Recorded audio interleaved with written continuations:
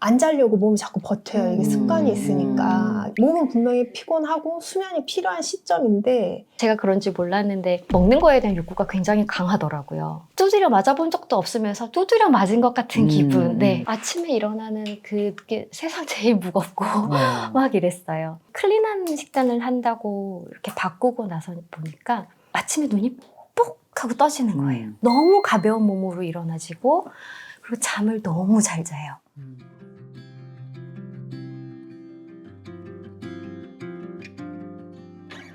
아르헨티나, 칠레 계속 이렇게 왔다 갔다 그 안데스 산맥을 따라서 여행을 해서 중미, 남미에서만 1년 있었어요. 칠레에서 볼리비아를 라파즈를 넘어갔는데 하루 만에 쭉 올라가서 라파즈가 세계에서 가장 해발고도가 높은 도시이거든요. 비행기를 타고 가면 그게 더 심하다고는 하는데 고산증이 와요. 제가 고산증이 너무 심하게 와서 숨이 안 쉬어지는 거예요. 숨도 안 쉬어지고 머리도 너무 아프고 한 10%도 산소가 다 안 들어온 느낌? 그래서 너무 힘들어서 나 너무 지금 죽을 것 같아 이제 이러니까 저희가 택시를 탄 적이 없는데 그럼 택시를 빨리 잡아서 타고 숙소로 가자. 그러다가 어떤 기사가 니네 택시가 필요해? 그래서 우리 지금 택시 필요해. 그럼 얼른 타. 그러는 거예요. 근데 그 사람이 사기꾼이었어요. 지금 생각하면. 근데 그 사람이 운전석에 딱 타고 저희 짐 배낭 2개를 싣고 이제 작은 귀중품 배낭이 또 조그만 게 하나 더 있었는데 배낭을 싣고 뒤에 이제 둘이서 탔는데 볼리비아 수도. 네, 라파즈에서 터미널을 막 벗어나려고 하는데 어떤 아주머니가 딱 살을 세우더니 자기 합승하겠다는 거예요. 니네 같은 방향이니까 합승할게. 그러더니 제 옆에 타요. 여기 앞에 조수석이 비어 있는데 그래서 남편이랑 조수석을 안 태우나 봐. 왜 조수석을 비워놓지? 근데 여기 탁 탔어요. 그리고 몇 미터 안 가서 한 사람이 또 합승을 해요. 조수석에 타는 거예요. 아저씨가. 이렇게 5명이서 가자. 그러더니 이 조수석에 있는 사람이 갑자기 이렇게 돌더니 저희 3명한테 나 여기 볼리비아 경찰인데 니네 외국인이지? 너넨 아시아인이네? 니네 마약 갖고 다니지? 니네 물건들 다 내놔. 나 다 검사해야 돼. 그러는 거예요. 그래서 이런 건 우리가 들어본 적이 없어서 이건 너무 이상하다. 그래서 제 이제 귀중품은 갖고 있는 작은 가방에서 여권이랑 몇 가지 신용카드니 이런 국제면허증 그런 증빙할 것들하고 이렇게 남편한테 이거 일단 갖고 있어. 그래서 이제 몰래 전해주고 이 가방에 노트북, 핸드폰, 카메라 이렇게 딱 갖고 있었어요. 그거를 달라고 하는 거예요. 그러니까 차는 계속 움직이고 있고 근데 이 여자 아주머니가 자기 지갑을 이렇게 꺼내서 막 보여줘. 니네도 이렇게 이거 별거 아니야. 이렇게 하면 되는 거야. 그러는 거예요. 그래서 그래. 그러면서 저희 가방을 줬죠. 근데 택시 아저씨가 으슥한 골목에 차를 세워요.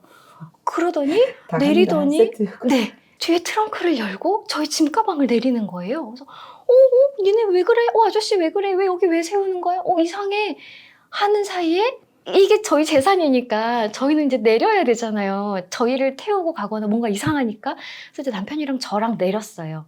내리려고 하는데 이 앞에 아저씨가 이 짐 검사를 했잖아요. 그 가방을 저한테 얼른 던져주고 트렁크를 열었던 택시기사 아저씨가 막 뛰어서 운전석에서 딱 타는데 트렁크를 닫지도 않은 채예요.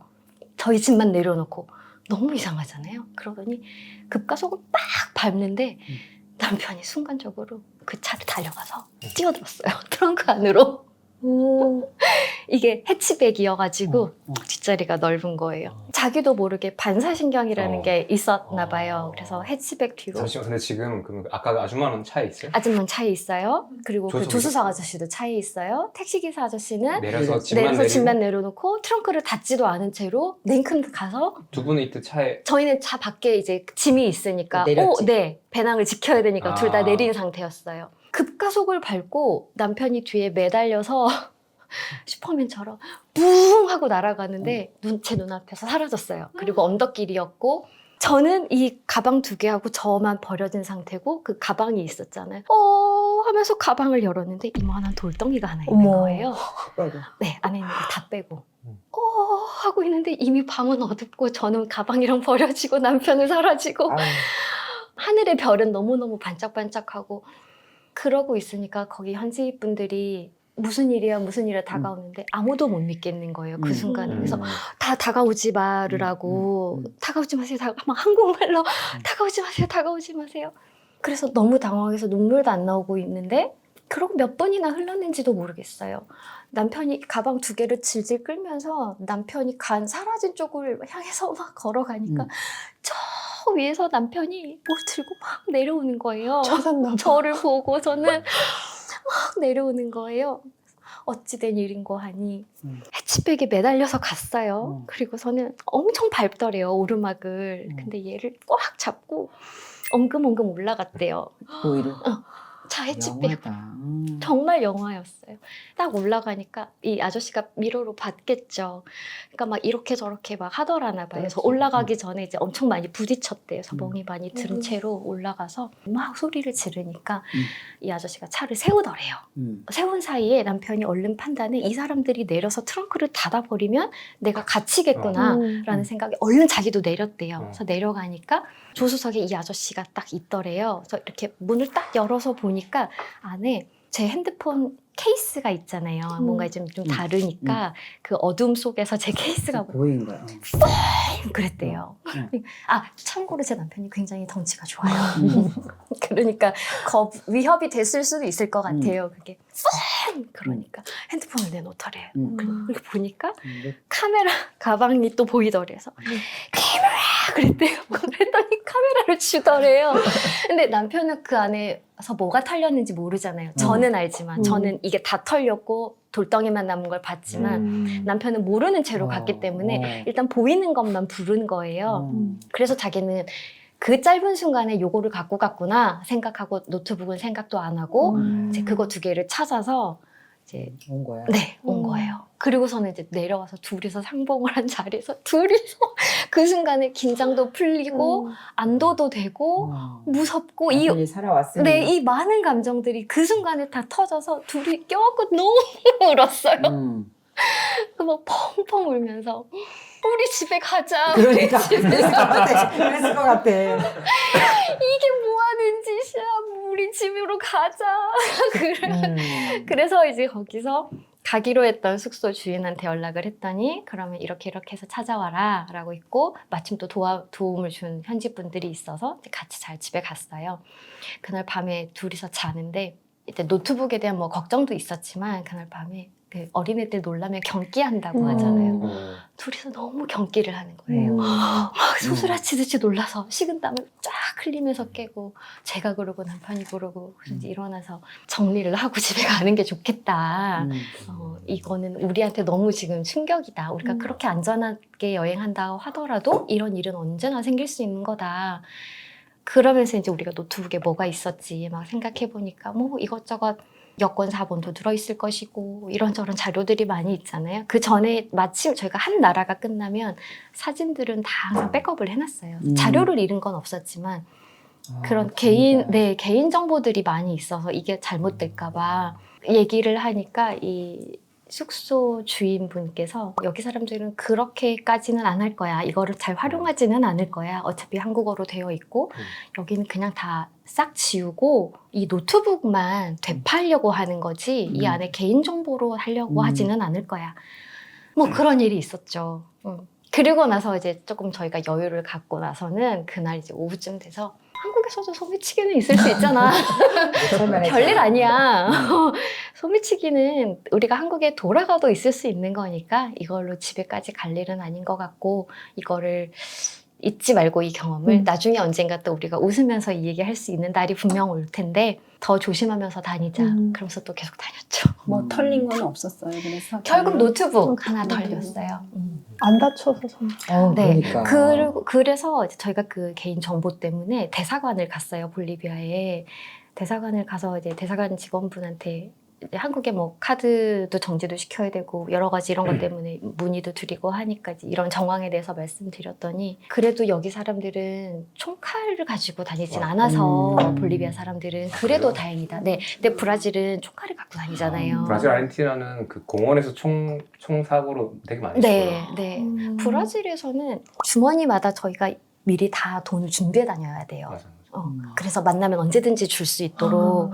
핸드폰도 핸드폰을 미리 따로 가지고 네. 있어야 돼요. 그래서 갔더니 이제 볼리비아 그 대사관 직원이 그래도 안 다치신 게 너무 다행이지만 남미를 여행하면서 다시는 그러지 말아라. 맞아. 네, 어쨌든 사람이 살고 볼 일인데 그 사람들이 어떤 무기를 가지고 있을지 모르고 어떤 위협을 할지 모르는데 너무 좀 몸이 먼저 반응하신 것 같다. 그랬더니 그거야말로 본능적인 거잖아요. 생각할 겨력도 없이 그냥 바로 뛰어든 거였기 때문에 그래서 이제 남편도 다시는 안 그러겠다라는 생각을 하고 저도 위험했다 우리가 조금 더 우리가 템포를 늦춰서 다녀야겠다. 이제 뭐 그런 30대여서 가능한 용기였다. 30대에서 가는 아이, 거. 그건 20대도 못해요. 와. 다니면서 여기저기 친구들도 굉장히 많이 만났고 그 친구들 집에서 많이 지냈고 하다 보니까 많이 못 갔는데 2년이 넘었더라고요. 2년 넘게 그렇게 돌아다녔어요. 네. 한 번도 안 들어오고. 한 번도 안 들어오고 이제 2년 2개월 딱 보내고 한국을 들어오게 됐어요. 왜 들어왔냐면 그때 아프리카를 남미에서 이렇게 옆으로 가서 아프리카 쪽으로 이제 가려고 했는데 에볼라가 터졌어요. 그래서 그때 이제 가면 안 된다 이거는. 그래서 위험하니까 그러다 보니까 아프리카 대륙 전체가 포기가 될 수밖에 없고 그럼 지금 우리가 움직일 수 있는 데가 없으니 일단 한국에 가서 재정비를 하자. 좀 쉬자가 됐어요. 이게 여행이 매일매일을 여행한다는 게 안 쉽더라고요. 그럼요. 네. 오늘도 준비해야 하지만 또 내일 갈 곳도 준비해야 되고 무엇을 타고 어디로 가서 어디에서 묵고 첫 끼를 어떻게 먹을 것이고 하다못해 슈퍼를 가도 마늘을 몇 개 사야 되고 쌀을 얼마큼 사야 되고 매 순간이 의사결정이고 매 순간이 정보를 찾는 일이다 보니까 그게 일상이 돼버렸잖아요. 그러니까 그거에 대한 그 피곤함, 네, 지침도 있고 나고 자란 곳이 아니다 보니까 문 밖을 나서는 순간부터 항상 긴장해야 되는 누가 따라오지는 않나? 이상한 사람은 없나? 내가 지금 가는 길은 제대로 가고 있나? 이 긴장감이 계속되니까 스트레스가 있더라고요. 아, 근데 그런 걸 2년 동안 하는 건 또 그래서 2년 2개월을 이제 하고 들어와서 그러면서 그 다니는 동안 식단이라는 걸 할 수는 없잖아요. 내가 몇 시에 다음 끼니를 먹을지도 모르고 언제 먹을 수 있는지 모르고 무엇을 먹을 수 있는지 몰라서 저는 제가 그런지 몰랐는데 먹는 거에 대한 욕구가 굉장히 강하더라고요. 그래서 특히 또 빵을 좋아하고 빵이 가장 간편하다 보니까 그 여행하는 동안에 빵을 정말 많이 먹었어요. 너무 좋았죠. 그냥 빵에 잼 하나 발라 먹고 또 다니고 빵에 잼 하나 발라 먹고 다니고. 근데 남편은 좀 저보다는 그렇게 또 빵쟁이는 아니어서 아니 나는 괜찮아 하다 보니까 저는 진짜 살이 엄청나게 많이 쪘어요. 그 빵살이 밀가루다 보니까 살이 엄청나게 많이 쪄서 왔고 2013년 3월에 시작을 해서 2015년에 네 6월에 들어왔어요. 들어와서 몸무게를 재보니까 이렇게 돼 있더라고요. 그래서 운동을 이제 그때 조금 시작을 했어요. 내가 너무 운동을 안 했기 때문에 살이 쪘다라고 생각을 해서 운동 시작하면 항상 이제 저칼로리로 가잖아요. 닭고야 시작하고 그러면서 운동에 대해서 이제 좀 맛을 처음 본 것 같아요. 그때 운동하고 살을 굉장히 많이 뺐어요. 쪘던 살들을 거의 다 뺐다고 할 정도로 저는 그게 사실 운동의 효과 그리고 깨끗한 식단을 먹었다고 생각했는데 지금 되돌아보면 그게 결국 그 설밀나티를 다 끊었던 것 같아요. 네, 그게 저한테 굉장히 좋게 작용을 했던 것이고 2015년 6월에 들어왔다가 저희가 다시 나가게 돼요. 2015년 가을에 몇 달 안 쉬고 그냥 가네요. 네, 이제 돈이 남아 있었어요. 네. 네. 그러니까 저희는 이게 왜 가능하냐면 그런 얘기를 참 많이 해요. 이러니까 팔자 좋다는 얘기를 할 수 있긴 한데 네. 2년 비행기는 넘게 어떻게 타요? 그러니까. 아니 호텔도 묵었을 텐데 그 숙박비가 다 어디서 나요? 뭐 이런 얘기를 하는데 비행기를 검색하면 저희가 원하는 시간에 비행기 타는 게 아니잖아요. 그렇지. 싼 티켓에 저희가 맞추면 되는 거예요. 그래도 되는 영향이지. 네. 저희가 다른 걸 다 포기했기 때문에 휴가가 아니니까. 네. 정해진 날짜가 없기 때문에 무조건 싼 티켓에 그리고 뭐 스탑을 하더라도 저희는 상관없어서 그렇게 다니면 정말 싼 가격에도 그런 비행기 티켓을 구할 수 있고 저희가 호텔에 묵은 적이 제가 아팠을 때 한 번 정도 말고는 호스텔 그리고 친구 집 그러니까 새로 사귄 친구들 집 이렇게 많이 묵었어요. 그러다 보니까 거기에서 그런 숙박비도 굉장히 많이 해결이 됐고 또 호스텔 가면 이렇게 다 같이 자기네 나라 음식 만들어서 같이 파티하고 이러다 보니까 거기에서 식비도 많이 줄고 네, 그렇게 해서 비용적인 것들이 의외로 저희가 계획했던 것보다도 많이 줄게 많이 지출하지 않았던 것 같아요. 그래서 그래서 그해 가을에는 어디로 갔어요? 가을에 이제 다시 준비를 해서 또 따뜻한 곳을 찾아가야 되니까 10월에 이제 따뜻한 곳 동남아로 시작을 하자.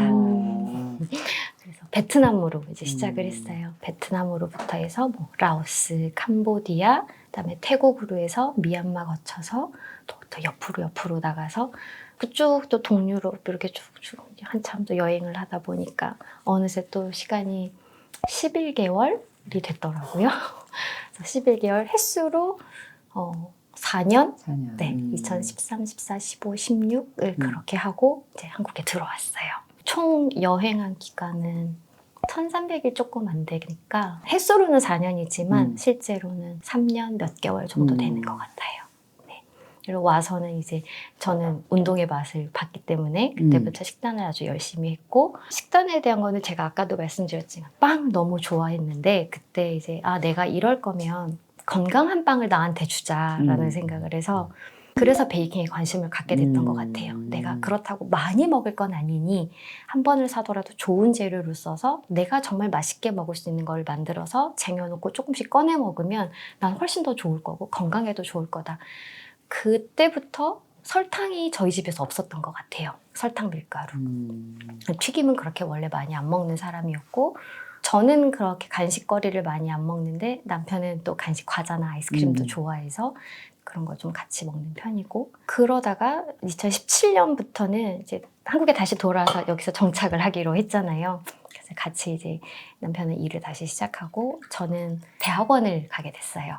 다시 이제 공부를 시작을 하면서 공부하는 동안 이 뭐 논문 쓰고 하다 보니까 또 달달한 것들이 엄청 땡기고 과자가 엄청 땡기고 해가지고 그래 나는 지금 공부를 해야 하니까 내 몸이 필요로 하는 거야. 그래서 또 먹고 목도 디스크도 오고 뭐 이랬는데 공부하면서는 이제 여행을 그렇게 오랜 시간을 못 가고 또 저희도 몸도 아프고 힘들기도 하고 이래서 방학 때를 알차게 이용을 하자. 그래서 또 방학마다 2달씩 이렇게 또 모아가지고 여행 가고 여행 한 번 가면 이 루틴이 또 깨져버리니까 식단이 또 안 되고 그렇잖아요. 그래서 또 쪄오고 또 와서 빼고 또 쪄오고 또 와서 빼고 그게 계속 저한테는 반복이었던 것 같아요. 그래서 두드려 맞아본 적도 없으면서 두드려 맞은 것 같은 기분. 네, 일어날 때마다 아침마다 너무 힘들고 등이 왜 이렇지? 이런 느낌. 아침에 일어나는 그게 세상 제일 무겁고 막 이랬어요. 근데 이 식단들이 이제 나름 클린한 식단을 한다고 이렇게 바꾸고 나서 보니까 아침에 눈이 뽁 하고 떠지는 거예요. 항상 알람을 맞추는데 그 알람이 울기 전에 제가 눈을 탁 떠요. 너무 가벼운 몸으로 일어나지고 그리고 잠을 너무 잘 자요. 저는 잘 때 누워서 30분, 1시간, 2시간 잠이 안 들어서 그 수면의 문제가 항상 있었었는데 수면 마취 하면 이렇게 누워서 이제 열 세면 잠듭니다 하잖아요. 그래서 일부러 항상 이렇게 자요. 그러면 수면 마취 들 때처럼 그 기분을 나한테 주면서 잠이 들 수 있을 것 같아서 항상 이렇게 자 이제 난 자는 거야. 하나, 둘, 셋 이렇게 하는 게 습관일 만큼 힘들었는데 식단 바꾸고 나서는 누우면 정말 딱 자는 것 같아요. 수면이 너무 좋아졌다는 거, 아침 일어나는 게 너무 가벼워진 거, 그리고 아까 생리통 없어지는 거가 굉장히 좋고 몸이 일단 너무 가볍고 이 안에 건강한 에너지가 가득 들어와 있다라는 느낌이 굉장히 있어요. 항상 보통 5시 반에서 6시 사이에 눈이 떠지는데 그러면 전 바로 이제 운동을 가거든요. 다녀오면 건강한 이 에너지가 나 너무 지금 가득 차 있어. 나는 오늘도 너무 잘 쓸 것 같아. 이걸 어떻게 잘 쓰지? 막 이런 마음이 저한테 매일매일 충만한 요즘이어서 그걸 너무 저는 나누고 싶었어요, 사실. 네. 보통 보시는 분들이 이제 들으면 구체적으로 어떻게 했는지 많이 궁금하시거든요. 네. 그러면 약간 좀 구체적으로는 어떤 것들이 유효했던 것 같아요? 식단 같은 네. 거요? 저도 그 겸님 책 읽으면서 이제 스타일스 이렇게 적어봤어요. 하루에 그 전에는 커피 뭐 하루에 3잔도 마시고 4잔도 마시고 했었는데 이거를 적게 되니까 내가 얼마만큼 많은 음식을 먹고 얼마만큼 많은 카페인을 먹고 있는지를 보게 되잖아요. 그러니까 그걸 인지한다는 게 되게 중요했던 것 같아요. 저한테는. 그래서 카페인도 뭐 3잔 먹던 걸 1잔으로 줄여보고 조금 지나서는 1잔도 안 먹어봤어요. 일부러. 근데 아무렇지도 않더라고요, 생각보다. 그래서 그 다음날도 또 안 먹어봤어요. 그랬더니 괜찮았어요. 그래서 생각보다 카페인이 이렇게 쉽게 끊어지나? 라고 할 만큼 저는 카페인을 되게 금방 끊어냈고 지금은 그냥 보리차 타서 마셔요. 약간 그 커피 같은 느낌도 주고 그리고 정말 마시고 싶으면 1잔 정도 마시기도 해요. 근데 오전에 마셔요. 12시 이전에. 운동 갔다 와서 내가 밤에 잠들 때 영향받지 않게 항상 12시 이전에 커피 마실 수 있다면 그렇게 마시고 오전에 12시간 운동하세요? 네, 저는 항상 일어나자마자 운동 가서 11시에 이제 아침을 먹고 아침을 먹을 때 고기 먹을 때도 있고 달걀에 아보카도에 좀 이렇게 풍성하게 저는 첫 끼를 잘 먹어요. 저는 하루에 이제 2끼를 먹는데 제가 일부러 그래요. 나의 한 끼는 너무 소중해 라고 하면서 최대한 예쁜 그릇에 잘 차려서 그거 하나에 굉장히 공을 일부러 들여요. 그렇지 않으면 막 이렇게 빨리 급하게 먹고 아무렇게나 먹게 되더라고요. 나 지금 너무 배고프니까 빨리 먹을 거야. 이렇게 되는데 따뜻한 물 한 잔 마셔서 그 시후 잠깐 잠재우고 나서 예쁘게 좋게 건강한 거 먹어야지 일부러 조금 더 챙겨서 먹었더니 그게 저한테 되게 도움이 됐고 그래서 식재료 이렇게 준비하는 데에도 조금 시간을 들이기 때문에 아침 시간이 11시로 넘어가도 미루어져도 급하게 막 먹지 않게 됐던 것 같아요. 원칙은 어떤 게 있어요? 뭐 안 하는 거나 하시는 거? 하는 거는 탄수화물을 일단 많이 안 먹으려고 해요. 저는 제가 운동하면서 탄수화물을 먹으면 확실히 제 몸에 군살이 붙고 소화가 안 되는 걸 제가 느껴서 이거는 약간 강박일 수도 있는데 백미밥을 안 먹은 지가 되게 오래됐어요. 백미밥은 저한테 굉장히 안 맞더라고요. 그래서 어떻게 안 맞는데? 머리가 아프고 굉장히 몸이 굉장히 답답해요. 피부가 뭔가 숨이 잘 안 쉬어지는 느낌? 그리고 먹고 나면 그 다음날 항상 여기 딱 군살이 붙어있는 느낌이 저는 있어요. 제가 느끼는. 본인이 알지. 네. 그래서 백미 안 먹은 지는 좀 된 것 같아요. 그거는 안 먹고 채소 최근에 이제 에리님 알려주신 채소찜 하면서 채소 많이 먹었고 2022년에 운동을 이제 계속 15년부터 끊어서 했잖아요. 그래서 다른 사람들이 이제 막 뭐 바디 프로필 찍는다고 할 때도 흔들리지는 않았었는데 친한 동생이 바디 프로필을 3달을 딱 준비해서 운동 한 번도 안 해본 친구가 그걸 찍었다는 거예요. 이제 본인은 예쁘게 찍었고 저도 굉장히 예뻤어요. 근데 그거는 너무 이거는 이 사진을 찍기 위한 어떤 용도인 것 같고 어차피 식단도 다시 돌아올 테고 지속 가능성이 없는 것 같아서 그래서 이렇게 생각을 해보다가 나는 운동을 계속 해왔고 식단 나쁘지 않게 먹었으니 내가 여기서 조금만 더 조절하면 나도 저 사진을 찍을 수 있을까 하는 생각이 들어서 혼자 이제 공부를 하기 시작했어요. 그래서 운동법도 혼자서 찾아보고 식단도 혼자서 공부하고 뭐 영양학 책도 보고 이러면서 식단도 짜고 모르는 부분이 있으면 뭐 그 트레이너 선생님들한테 또 여쭤보기도 하고 그렇게 해서 100일을 딱 준비를 해가지고 사진을 찍으려고 했는데 제가 너무 빨리 탄수화물을 쭉쭉쭉쭉 줄여나가다 보니까 원하는 몸이 만들어지긴 했는데 마지막에 며칠 가서는 체중이 꼼짝도 안 하는 거예요. 근데 저는 이미 고구마, 단호박을 20g밖에 안 먹어요. 이것까지 안 먹으면 전 너무 배가 고픈데 먹는 게 뭐였는데 전체? 그때는 닭가슴살 100g 네. 그다음에 그 대신 야채는 정말 그 채소는 이만큼 먹었어요. 무슨 코끼리냐고 할 만큼. 풀 얘기하는 거 아니면 풀이에요. 풀? 네, 그럼 풀. 에너지는 거의 없네. 없어요. 없는데 닭가슴살 다양하게 시도하셨다. 그지? 여행대 또 프로필 사진. 100g에 음. 풀에 뭐 방울토마토 몇 개, 단호박 20g이면 정말 요만큼이거든요. 근데 이것까지 다 안 먹고 더 빼라는 거는 이렇게까지 가혹할 것 같진 않은데 라는 생각이 들어서 이제 트레이너 선생님들 여러 번 여쭤보니까 회원님 이렇게 탄수화물을 안 먹으면 몸은 이제 살아야 되기 때문에 다 쪼이고 있는 거예요. 더 많이 장작을 넣어서 태워주는 몸을 만들어야 조금 더 빠질 거예요. 지금 먹고 있는 거에 단호박 이런 거 먹지 말고 쌀밥으로 2배 이상의 분량, 3배까지도 계속 몇 끼니마다 먹으세요라고 하더라고요. 근데 그거는 그때 이미 제가 소화할 수 있는 양은 아니었어요. 이미 그렇게 너무 적게 먹는 거에 길들여져서 밥 2숟갈 정도가 되면 이게 너무 소화가 안 되고 계속 가스가 차고 너무 힘들고 하루가 굉장히 불쾌한 하루가 되다 보니까 제가 아내가 뭔가 잘못된 거죠, 그때는.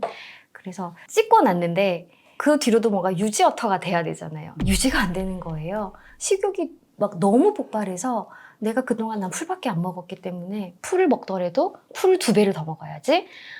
이만큼 쌓아놓고 먹고 닭가슴살을 한쪽은 더 먹어야지. 계속 그러는데도 이상하게 살이 계속 쪄요. 체중이 계속 올라요. 너무 이상하다. 내가 더 안 먹을 때도 이게 효과가 있었는데 왜 뭘 더 해야 내가 이게 유지가 돼? 왜 이렇게 찔 일이 없는데. 근데 지금 생각해보면 대사가 다 뭔가 다 고장이 났던 것 같아요. 이 사람은 요거밖에 안 먹는 사람이기 때문에 붙잡아놔야 됐다고 했던 건지 아니면 뭔가 부족했기 때문에 다 갖고 있어야 된다고 생각을 했었는지 아무튼 모르겠어요. 여러 가지로 변화를 줘봐도 몸이 꿈쩍도 안 했어요. 그러다가 최근에 이제 어디를 좀 가게 돼서 그때도 또 1달 정도 식단을 못하는 일이 생겼는데 그때는 제가 밀가루, 뭐 달달한 것들, 설탕, 나쁜 기름 다 먹었어요. 그러고 나니까 몸은 나빠졌을지언정 제가 갖고 있던 심리적인 것들이 해소가 되는 거예요. 이게 그동안 갖고 있던 그 제 안에 숨겨져 있던 식욕이 한꺼번에 다 해결이 되고 욕심이 생기지 않고 근데 모든 걸 다 먹고 나니까 후회가 없는 거예요. 너무 맛있게 몇 끼니 잘 먹었고 너무 좋았고 그때 그 갔던 것들이 다 좋았고 이제 이러고 나니까 내가 음식에 대한 욕심이 나지는구나 라는 게 스스로 깨달아지더라고요. 그리고 딱 와서 그게 올해 2월이었는데 와서 바로 설밀나트리를 다시 딱 끊고 이제 격리책 보면서 하나하나 다 체크해가면서 아침에 운동 갔다 와서 11시 정도에 아침 먹고 4시간 후에 오후 5시에 처음에 저녁을 먹다가 지금은 당겨서 4시에 먹어요. 그리고 4시에 먹고 나면 그 이후로는 안 먹어요. 잠도 일찍 10시에 딱 자려고 해요. 그래서 9시 반부터 누워서 그러면 10시에는 딱 잠들어지더라고요. 잠들고 다음날 아침에 5시 반 되면 눈이 딱 떠져요. 등 아픈 게 하나도 없고 눈이 탁 떠지고 그 눈 떠지는 순간 밝은 태양의 기운이 싹 들어오는 느낌과 가벼운 몸과 운동을 딱 가게 되더라고요. 와이프분이 아마 이렇게 되는 날이 있을 겁니다. 정말 바라고 있는데. 완전 반대죠. 네, 완전 반대. 근데 저도 그랬어요. 저도 야간 근무 끝나고 나면 진짜 새벽에 이제 우리들은 아는데 새벽에 동틀 때쯤 출동 한번 나갔다 오면 수명이 툭툭 들어드는 느낌, 그 느낌 아시죠? 밤 꼬박 새고 동틀 때쯤 이제 퇴근할 쯤에. 네, 밤새 시달리고 동틀 때쯤 해서 이제 나가면은 내가 이렇게 수명이 또 오늘 하루 또 이렇게 줄어드는구나 그 느낌이 있어요. 이게 좀 그런 패턴이 지키기가 좀 힘들죠. 맞아요. 고급대원들 같은 경우에는 출동이 또 많아서 네. 새벽에 거의 밤을 새는 경우가 네. 많으니까 야간에 밤을 새면은 다음 날까지 영향이 있으니까 맞아. 이틀을 쉰다고 해도 새고 왔으니까 자야 될 거 아니에요. 그러면 자고 일어나면 한 5시, 6시 돼. 그러면 저녁이고 또 자고 일어나면은 또 잠을 또 잘 못 잘 거예요. 또 그 전에 근무했던 게 있으니까. 각성 영향이 상태가 있으니까. 계속 이어지니까. 또 하루 쉬고 다시 또 그 다음날 출근하고 뭐 이런 식으로 패턴이 반복되다 보니까 수면의 상태가 조금 거기서 좀 깨지는 것 같아요. 그러면서 본인이 그 와중에 좀 규칙적으로 이거를 찾으면 좋은데 잘 안 되는 사람도 있고 저는 그런 거를 좀 찾으려고 노력하는 편인데 좀 만약에 에너지가 많이 쏟아지는 사람들 같은 경우에는 또 그럴 여유가 없는 사람도 있겠구나 싶어요. 와이프 보면은 시간이 필요한 것 같아요. 시간이 좀 필요할 것 같아요. 그래서 저도 지금 수면 보조제 먹는 거 그게 없으면 잠을 못 드니까 심리적인 게 좀 크거든요. 그걸 안 먹으면 잠을 못 잔다라는 게 크니까 수면 유도제라는 거 병원에서도 처방받는 거예요? 아, 아니면 그거는- 멜라토닌성 같은 거 먹는 네, 거예요? 그런 거 이제 약국에서 파는 게 있어요. 수면 유도제, 보조제, 뭐 비습관성이다 이렇게 갖고 파는 게 있는데 멜라토닌 같은 거 이런 거. 그게 성분이 한 2-3가지 있더라고요. 음. 근데 이게 몸을 이제 저도 운동을 매일 하니까 몸은 피곤한데 안 자려고 몸이 자꾸 버텨요. 이게 습관이 있으니까 계속 밤에 깨어있고 불규칙하게 생활을 하고 이래서 몸은 분명히 피곤하고 수면이 필요한 시점인데 그게 딱 계기가 없으니까 근데 몸은 자꾸 이제 기억을 전에 이제 습관들을 기억하고 있으니까 안 자려고 그러고 피곤은 하고 그러니까 그거를 이제 먹고 자요. 수면 보조제 이제 전에는 저도 그거 수면제 오면 잠이 와요? 그게 약간 정신적인 것도 좀 있는 것 수면제 같아요. 먹었다 이런 네. 생각으로. 그냥 이거 먹었으니까 나는 심리적으로. 편안하게 잘 수 있다라는 게 좀 있는 것 같아요. 10분 동안 버티면 오히려 그 효과도 없다면서 그게 그러니까 제가 이제 잠을 들려고 5시간, 6시간을 그냥 침대에 누워서 그냥 보내는 시간들이 많아지다 보니까 그럴 바에는 차라리 약을 먹는 게 낫겠다라는 생각이 들었거든요. 3-4시간 자려고 8시간, 9시간을 침대에서 누워서 보내니까 그거 너무 괴로워요. 잠 못 아유. 들고 그렇게 누워있는. 맞아요. 잠 못 드는 거 힘들어. 네, 그래서 차라리 그 시간을 약에 조금 의존을 하더라도 근데 이제 그 좋다라는 건 다 먹어본 것 같아요. 근데 말씀하신 거 멜라토닌이 건강 보조제 같은 거 뭐 양파 껍질을 머리에 올리다가 뭐 상추를 많이 먹으면 졸립다. 졸립다. 뭐 그래서 상추는 더 줘? 그래서 기댈 수 있는 거에는 다 기대 봤던 것 같아요. 그래서 근데 일하면서는 그 패턴을 지킬 수가 없더라고요. 맞아. 그래서 이렇게 일하다가는 내가 죽겠구나라는 생각이 사실은 좀 절박하게 많이 들었어요. 그래서 고민을 좀 많이 했던 것 같아요. 결단을 잘 내렸네요. 자기는 어때? 또 나갈 거예요? 지금 이제 박사 논문 학기예요. 자기가? 네, 네. 그래서 회사 아니고 지금 저는 계속 대학 공부 17년부터 시작을 해가지고 계속 하고 있었어서 논문 쓰는 동안은 안 나가고 있어야 엉덩이를 붙이고 있어야 될 것 같아서 근데 나가겠다는 또 의지가 있네요. 그렇게 될 것 같아. 결국은. 가보지 못한 곳이 너무 많아요. 근데 궁금한 게 네. 그런 걸 혹시 추천해 주실 만하세요? 만약에 그런 회사를 삶을. 그만두거나 아니면은 라이프. 뭐 그만두지 않고 갈 수 있는 방법이 있으면은 1년 동안이든 2년 동안이든 나갔다 오는 걸 혹시 추천해 저는 너무 강추해요. 강추해요? 네, 네. 저 같은 경우는 저도 장기 여행을 되게 많이 다니거든요. 근데 가서는 너무 좋아요. 가서 네. 경험하는 것도 너무 좋고 만나는 것도 너무 좋고 네. 그런 걸로 이제 뭐 지혜나 통찰이 생기는 게 좋은데 갔다 와서가 적응하는 게 너무 힘들더라고요. 저는 너무 자유롭게 지내다가 다시 한국 사회에서 다시 적응해야 되고 그 돈도 다 쓰고 오고 그런 것들 너무 힘들더라고요. 그래서 그런 것들이 쌓이니까 그것도 좀 가는 건 너무 좋은데 또 갔다 와서 힘들 게 너무 뻔하게 아니까 이게 또 힘든 게 있더라고요 이제는. 그래서 저도 좀 고민이 많은 것 같아요. 저 왜 여쭤보냐면 아내가 고민을 요즘 하고 있어요. 그만두고서나 아니면은 1년 동안 그 유학규직이라는 제도가 있어서 공무원도 유학규직. 그래서 그쪽 현지 가서 1년이나 뭐 2년 동안 살면서 거기 그 어학원 같은 데 등록해가지고 공부를 하는 방향이 있고 아니면은 그만두고 가는 방향이 있는데 그만두고 가게 되면 갔다 와서 또 경력 단절이 있으니까 거기에 대한 고민이 있어가지고 거기 가서 그 사람들의 라이프를 좀 즐겨보고 싶다는 게 취지인데 예. 그래서 갔다 제가 갔다 왔어요. 오셨었어요? 네. 유학규직 갔다 오셨었어요? 어떠셨어요? 신기하다. 어떻게 기억? 아니 진짜 어떠셨어요? 저 2017년, 16년도, 17년도 갔다 왔어요. 어디로? 중국 갔다 왔어요. 비용적인 것 때문에. 근데 1년이니까. 네. 저는 제가 다 해결해야 되니까 월급이 50%? 네, 경력 인정도 안 되거든요. 그게 근데 경영 인정 안 되는데 월급은 나와요? 그게 기본급의 50%. 네. 그 정도는 근데 그게 그때 저 갈 때는 그랬는데 그 계획서 다 제출하고 여튼 1년 갔다 왔는데 저는 이제 엄마가 2015년도, 16년도 이제 초에 돌아가셔서 임종을 못 지켰어요. 근데 이제 제가 구급대원인데 부모님이 이제 연거푸 돌아가셨는데 다 임종을 두 분 다 못 빼서 사실 좀 직업적인 거에도 좀 회의감이 많이 들었었어요. 출동을 나가면서도 괴리감이라는 게 이제 그럴 때도 좀 많이 들더라고요. 이게 내가 하는 일이 도대체 무슨 의미가 있나라는 생각이 좀 많이 들었던 것 같아요. 그래서 그때 정신적으로 좀 충격을 많이 받아가지고 그때 그래서 유학휴직이라는 제도가 있다고 해서 갔다 왔는데 좋았어요. 저는 되게 네.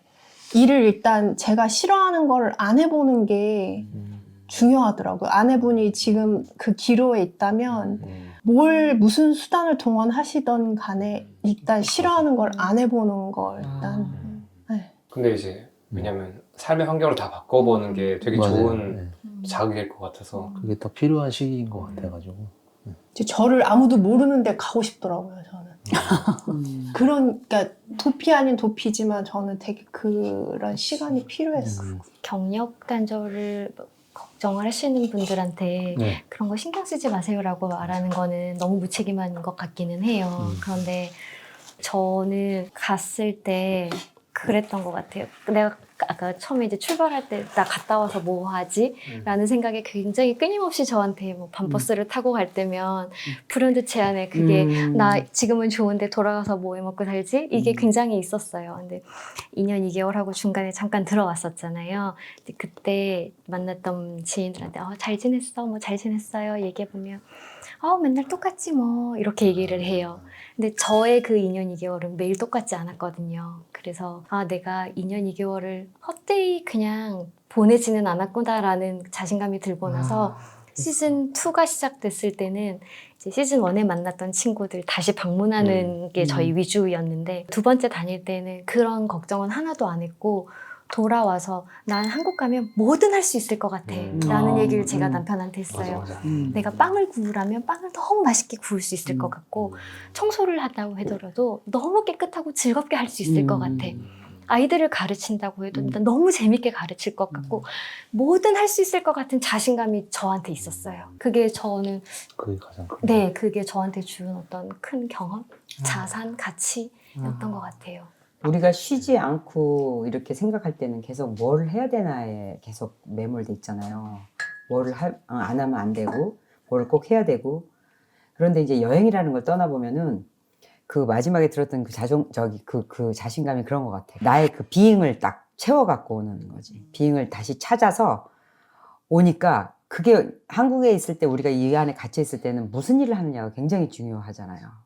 그리고 아이를 어떤 일을 하는 사람으로 키우느냐가 이제 잘 키웠다고도 말을 하고 막 그렇게 말을 하는 건데, 근데 여행이라는 걸 떠나서 진짜 불특정 다수 속에서 그냥 인류의 한 명으로 있다가 와서 보면 내 존재라는 게 소중하지 내가 무슨 일을 하는 사람으로라서 어떤 존재가 되는 게 아닌 게, 그게 명확해지는 게 난 제일 좋은 가치인 것 같아. 그거를 아무리 얘기해도 책에서 아무리 읽어도 못 느끼는 게 진짜 몸으로 내가 오늘 누울 자리 있고 오늘 먹을 거 있고 오늘 내가 밥할 부엌이 있고 와 그러면은 막 그 이상의 더 이상 아무것도 욕심이 안 내지는 그런 상태들. 그래서 그 파울로 코엘료가 정말 집이 나한테 제일 소중한 거를 깨우치는 게 그 여행의 목적인 것처럼 그 집이라는 의미가 결국 나라고 놓고 보면 나라는 사람이 뭘 해서 어떻게 살아야 돼서 중요한 게 아니라 나라는 그 태어난 존재를 그냥 소중하게 안고 오면 그게 내가 무슨 일을 했든지 간에 어떤 마음 상태로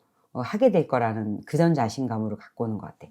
뭐가 될 거라는 자신감이 아니라서 그게 더 너무 좋은 것 같아. 그래서 진짜 그 말이 딱 나는 와닿는다. 2년 와서 보면 그냥 금방 갔지. 2년 뭐 그냥 그랬지 특별하지 않았는데 거기서 하루하루가 그냥 그 스펙타클하게 진짜 그런 2년을 진짜 되게 좋겠다. 택시를 생각하면 쉽지 않을 것 같고. 아니 올라타시면 말고 그냥 잊어버려야지. 그리고 어. 계획이 이제 남편도 저도 굉장히 계획에 철저한 편이고 아. 그게 틀어지면 네. 엄청 스트레스를 받는 네. 성향의 사람들인데 계획한다는 게 굉장히 무의미하다는 걸 여행에서 많이 깨닫게 되잖아요. 그리고 계획이 틀어졌을 때 더 좋은 일들이 더 좋은 일이 많이 많이 생겨요. 네, 음. 그래서 계획을 처음에 갔는데 버스 시간도 됐는데도 안 가고 있다고 해서 맞아. 갔는데 버스도 없고 음. 엄청 스트레스를 받았는데 나중에 그걸 그냥 아 이렇구나라고 받아들이고 나니까 놓친 그 다음 버스에서 더 좋은 친구를 맞아, 만나게 맞아, 되고 맞아, 네, 맞아. 마치 이 사람을 만나기 위해서. 위해서 네, 그 버스를 놓친 것 같은 그리고 세상이 너무 빨리 변해서 내가 아무리 잘 계획한다 한들 내가 갔다 와서 이 세상이 그대로 내 계획대로 있어지지 않을 것 같아요. 그래서 그때 돼서 다시 내가 또 뭔가 하면 되는 거고 그거에 대한 내 자신감이 더 있다면 세상이 좀 바뀌어도 내가 계획을 수정해서 또 준비해 나가면 되는 것 같아서 저는 한번 해보시라고 추천을 드리고 싶어요. 그러네. 그냥 늘 루틴한 생활 속에서 20년, 음. 30년 걸려서 배울 수 있는 거를 맞아요. 그 던져서 몸을 던져서 거기서 정말 단시간 안에 굉장히 많은 걸 깨우칠 수 있을 것 같아요. 다시 태어난다면 이렇게. 이러한 라이프를 좀 해보고 싶네요. 저는 약간 전역한 직후에 이제 남여행 가서 이따 왔던 게 제 삶에서 너무 중요했고 그게 빨라서 되게 좋았거든요. 그걸 10년 이후인 지금 하는 거랑 그때 한 거랑은 너무 큰 차이일 것 같고 맞아요. 그때 제가 똑같은 걸 느꼈던 게 거기서 하루하루 그러니까 아직 어리잖아요, 애기잖아요. 근데 나가서는 내가 매일매일 해결해야 되잖아요, 생존을. 근데 이거를 처음에는 좀 무섭고 어려운데 이건 매일매일 할 수 있구나. 숙소 이렇게 구하면 되고 이렇게 하면 되고 또 모르는 사람 있어도 내가 가서 비비면 되고 네. 다 해결할 수 있구나. 그리고 이런 것들을 느끼고 나서 돌아왔을 때 진짜 똑같은 느낌. 아, 못할 거 없겠다. 그리고 두 번째는 이게 여기 있으면 마치 이게 정답이 있는 것처럼 뭐 느껴진단 말이에요, 사람이. 뭔가 여기 있으면 이렇게 안 하면 안 될 것 같고 비교해보니까 난 뒤처지고 이런데 거기서 이걸 보고 나면 아 진짜 세상 너무 넓고 너무 사람들 다양하고 정답이 없구나를 느끼게 되니까 좀 자유로운 느낌. 네. 근데 또 재밌는 건 약간 아까 말씀하신 것처럼 파울로 콜레 얘기한 것처럼 오랫동안 떠나 있으면 결국에는 여기가 얼마나 소중했는지를 다시 알아차리게 되는 것 같아요. 아 치안이 있다는 게 정말 중요한 일이구나. 네. 한국의 치안은 진짜 전 세계 최고 중에 최고예요. 하나고 네. 이렇게 우리가 사람들 불친절하다 막 무례하다 하지만 칼로 찌르거나 총질하진 않잖아요. 그러니까 이렇게 경찰들이 소방 공무원들이 지켜주잖아요. 아 이게 여기가 있는 나라구나 느끼고 우리가 하루하루 뭔가 그 지겨웠던 것들이 사실 되게 우리를 안정적으로 만들어줬던 뭔가들이 다 있다는 거, 나의 소중한 사람들이 어떤 의미인지를 다시 느끼게 되고 그런 의미에서 사실 우리가 한번 그런 여행들을 하는 거는 약간 되게 삶을 똑바로 볼 수 있게 해주는 기회가 되는 것 같다는 생각이 들어요. 그리고 약간 그것도 있는 것 같아. 그 지금 느껴지는 에너지 같은 것들이 있잖아요. 네. 근데 그것도 다 지금 제가 그냥 감히 상상해 보면 그동안 거기서 겪어왔던 것들과 삶을 보는 방식들에서 만들어진 거라는 느낌이 들어서 난 너무 중요한 거는 아까 제가 여행할 때 23살인가 2살인가 이랬는데 그때 되게 기억 남는 게 한국인 숙소를 갈 때가 있어요. 그러면 그때 항상 거기 있는 사람들 항상 보면 딱 두 가지 부류인데 그 첫 퇴사한 사람들 그러니까 20대 후반 30대 초반에 첫 퇴사한 사람들 첫 직장 퇴사한 사람들과 은퇴에 가까워진 네. 분들 딱 두 부류가 많아요. 그분들이 저 볼 때마다 똑같은 얘기 했어요. 너무 부럽다. 내가 지금 여행 이제 끝나고 돌아가는데 내가 네 나이 때 이걸 왔으면 어땠을까라는 상상을 한다면서 그 형 누나들이 항상 그 얘기하는 거예요. 저는 그때 무슨 말인지 모르지. 그러니까 이거를 제때 하는 것도 너무 중요하다라는 그때 생각이 그러니까 직감했던 것 같아요. 네.